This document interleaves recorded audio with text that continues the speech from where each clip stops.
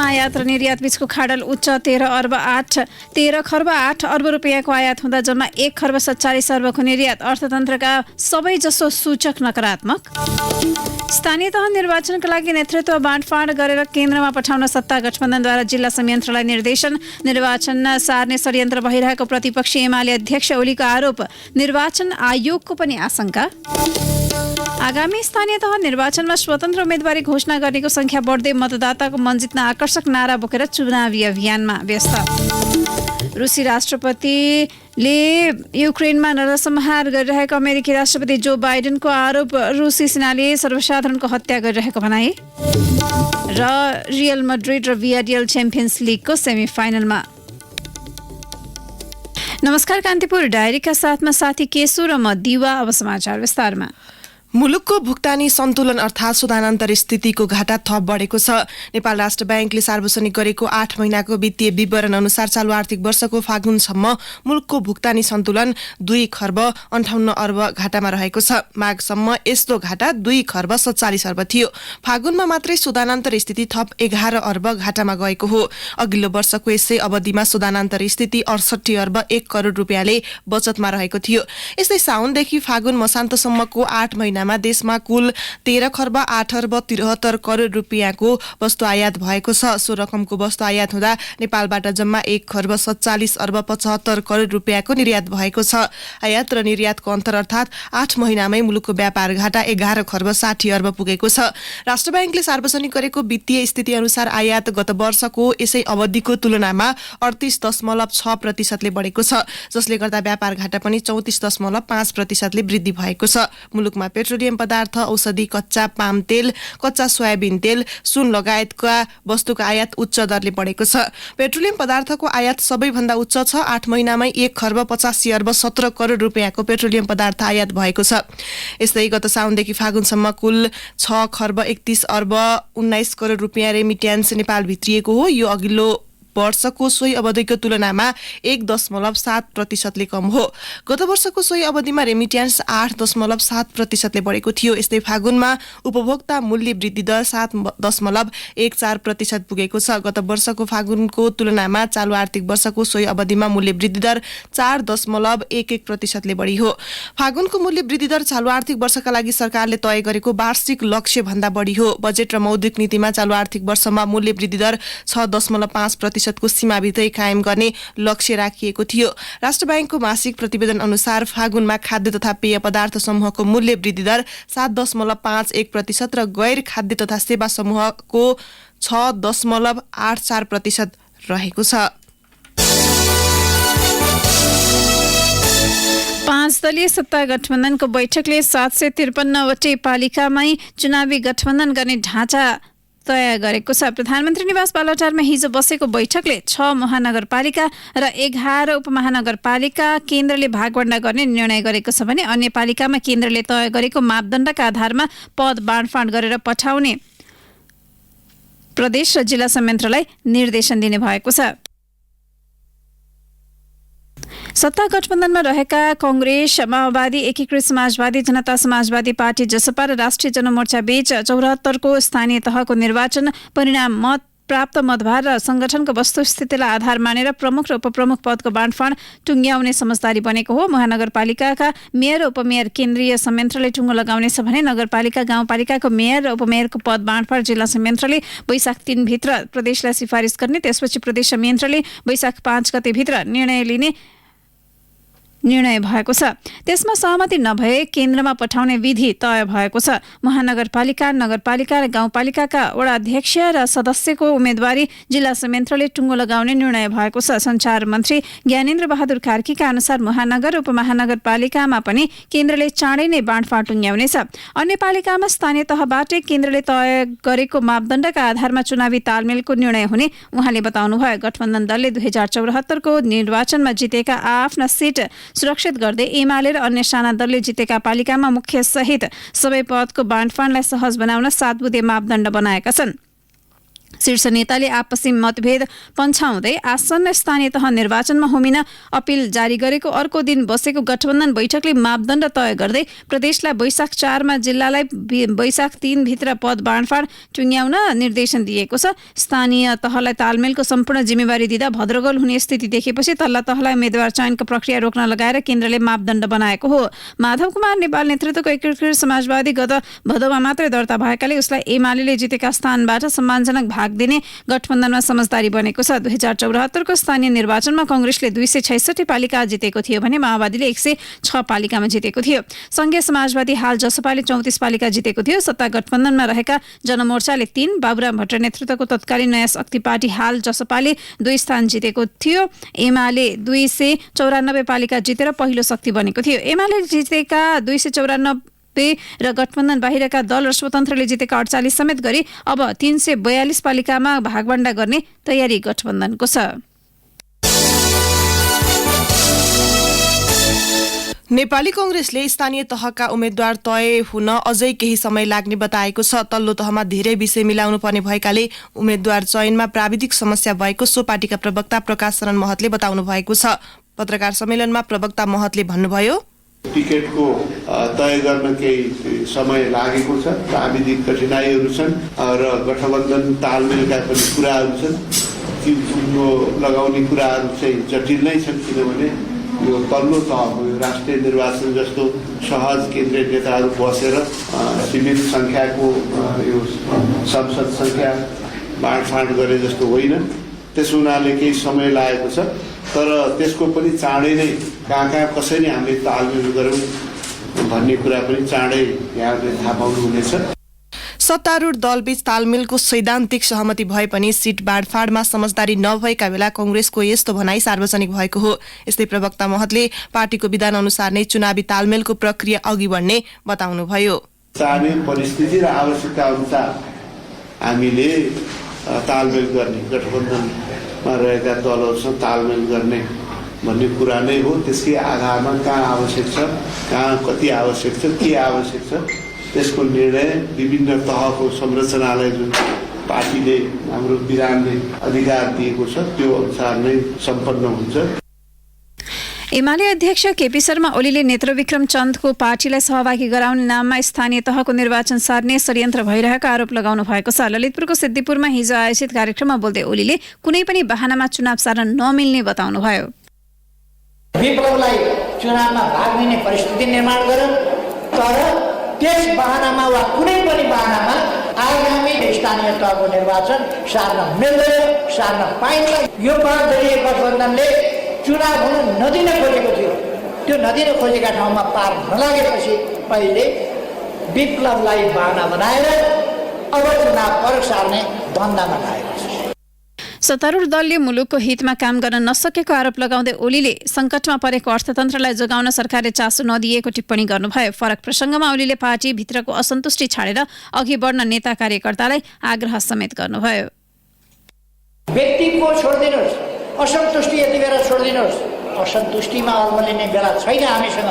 अहिले हामी एकातिर परमादेशी प्रतिक्रियावादी शक्तिहरू, प्रतिगामी शक्तिहरू, अर्कातिर एमाले भएको अवस्था छ।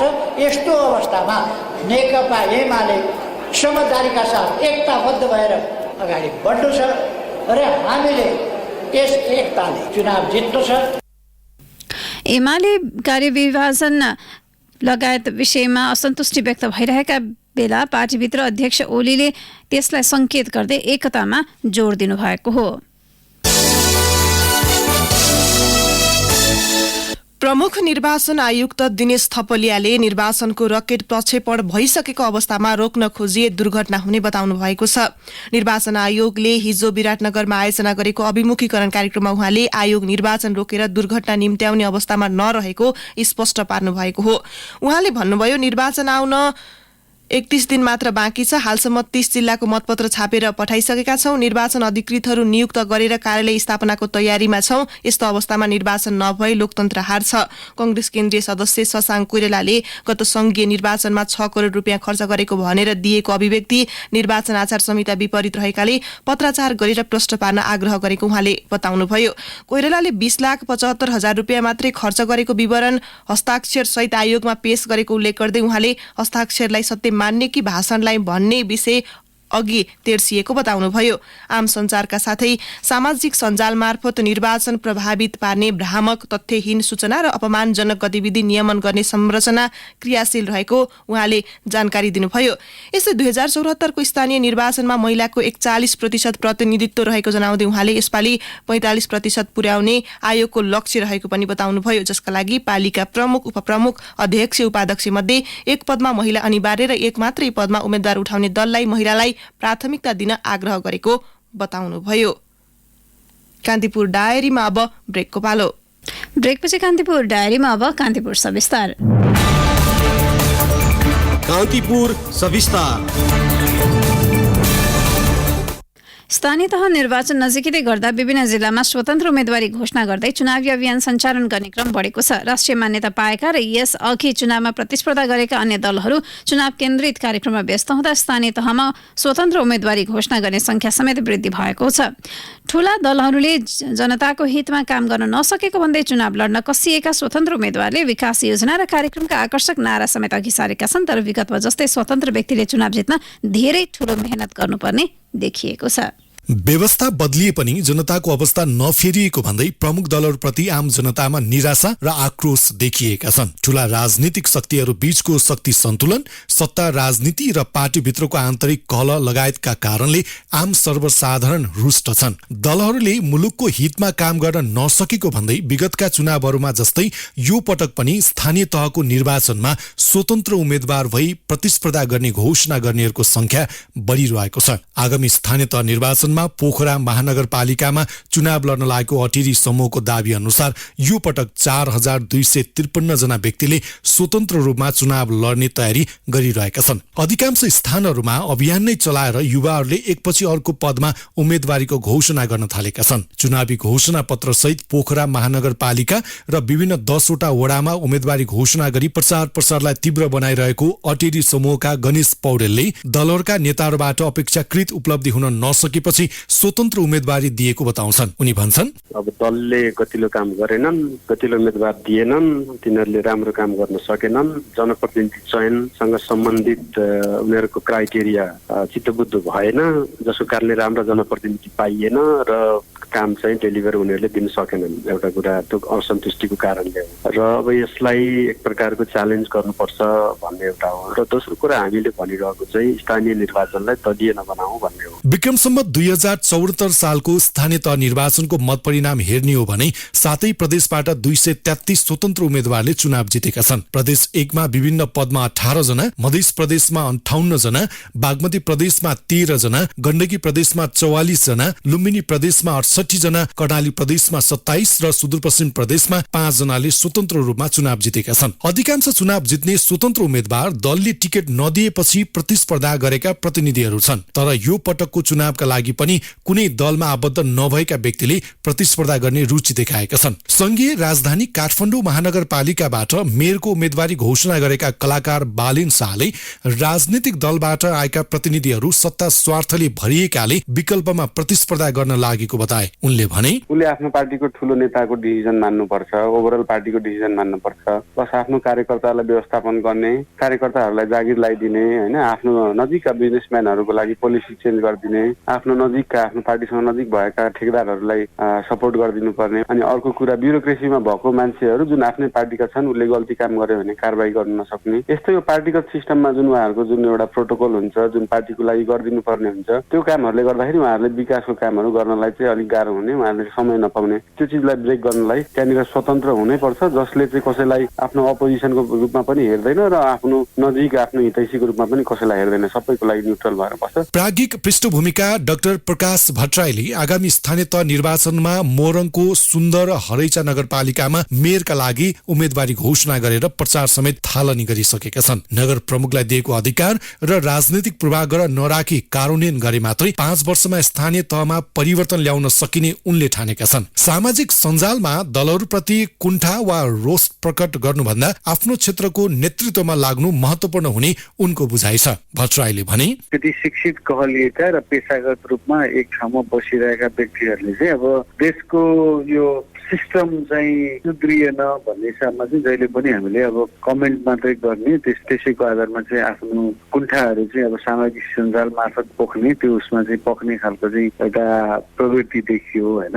त्यो सिस्टमलाई नै बदलाव ल्याउनको लागि हामीले आफैले एउटा एक्सन लिनुपर्ने खालको अवस्था चाहिँ आयो। नेपालको अहिलेको संविधानको अनुसूची 8 र 9 मा जुन स्थानीय सरकारलाई जुन 22 वटा विशेष अधिकार र चाहिँ 15 वटा जुन साझा अधिकारहरू दिएको छ, त्यो अधिकारलाई चाहिँ एउटा र मेयरलाई, त्यहाँको नगरपालिकाको मेयरलाई जुन खालको एउटा कार्यकारी अधिकारको व्यवस्था गरेको छ, त्यो अधिकारलाई चाहिँ हामीले राम्रोसँगले प्रयोग गर्न सक्ने हो भने चाहिँ कम्तीमा एउटा नगर बदल्न सकिन्छ। स्वतन्त्र उम्मेदवारी अभियान अन्तर्गत चैत्र 17 गते काठमाडौँमा एक सार्वजनिक कार्यक्रममा देशका विभिन्न स्थानबाट आएका युवाहरूले स्वतन्त्र उम्मेदवारी घोषणा गरेका थिए। नेपाली राजनीतिबाट खिन्न भएका ठूलो युवा समूह अहिले स्वतन्त्र उम्मेदवारीको अभियानलाई देशैभरि अघि बढाउँदै लगेको छ। कर्णाली प्रदेशको राजधानी रहेको वीरेन्द्रनगर नगरपालिकामा स्वतन्त्र उम्मेदवारको घोषणा गरेका अनिल ढकाल परम्परागत राजनीतिक विरासतलाई अन्त्य गर्न युवा, विद्यार्थी, महिला र सीमान्तकृत समुदायको एजेन्डालाई लिएर अघि बढेको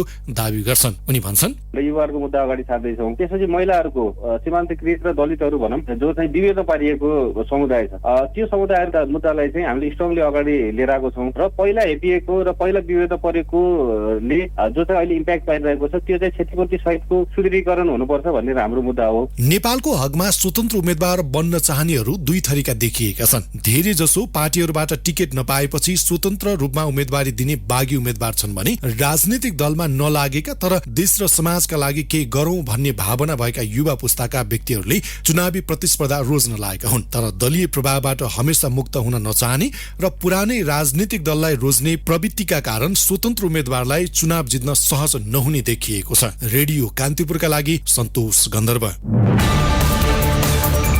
कान्तिपुर सविस्तार।